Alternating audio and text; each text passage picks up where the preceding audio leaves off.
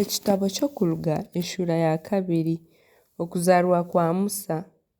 Omushaija ow'omu ruganda rwa Leevi akagyenda yashwera omwishiki w'omu Baleevi. Omukazi ogwo yagira enda yazaara omwana w'omwojo.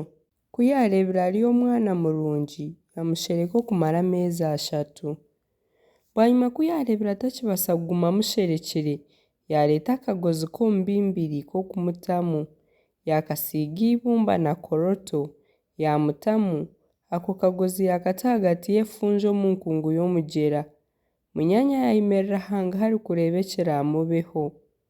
Muhara wa Farawo yashuma aha mugyera kwoga abazaana be bagyendagyenda aha rubaju rw'omugyera ku yareebire akagozi ahagati y'efuunju yatuma omuzaana kukareeta. Ku yakafundwire yashangamu omwana ogwo mwana yarira yamugirira esaasi yagira ati ogu n'omwe aha baana b'Abaheburaayo. Aho naho munyaanya yabuuza muhara wa Farawo ati nze kukwetera omurezi omu bakazi b'Abaheburaayo akurerere ogu mwana?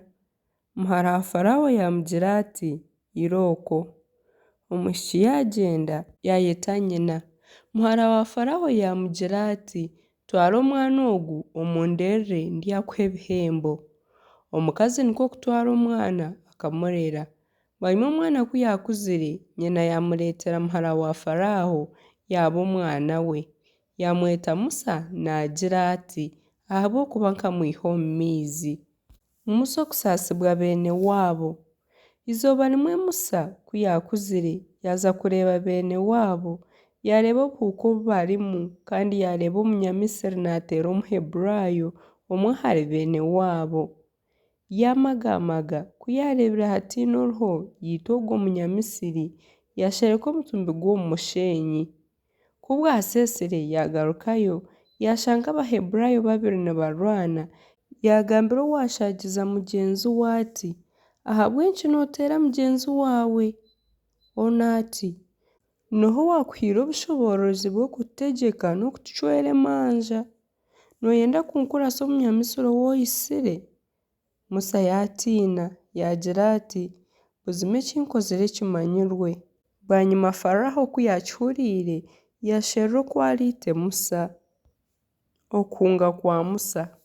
Kwonka Musa yahunga Farawo yaza omu nsi ya Midiyaani. Ku yahikireyo yashutama aha rubaju rw'eiziba.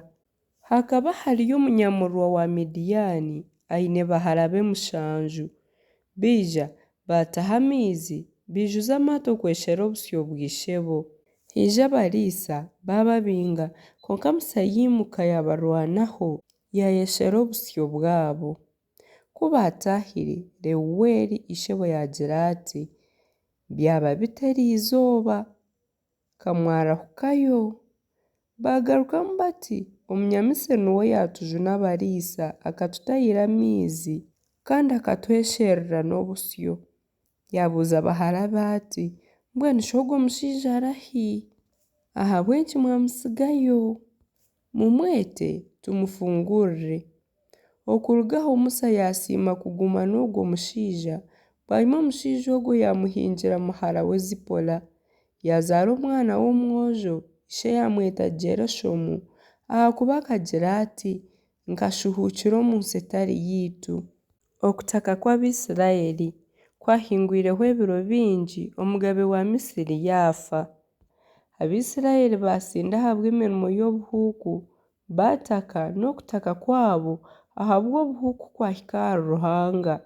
Ruhanga yahurira okusinda kwabo. Ruhanga yijuka endagaano ei yaragiine na Aburahamu na Isaaka na Yakobo. Ruhanga yareeba Abisirayiri. Ruhanga yamanya oku bari.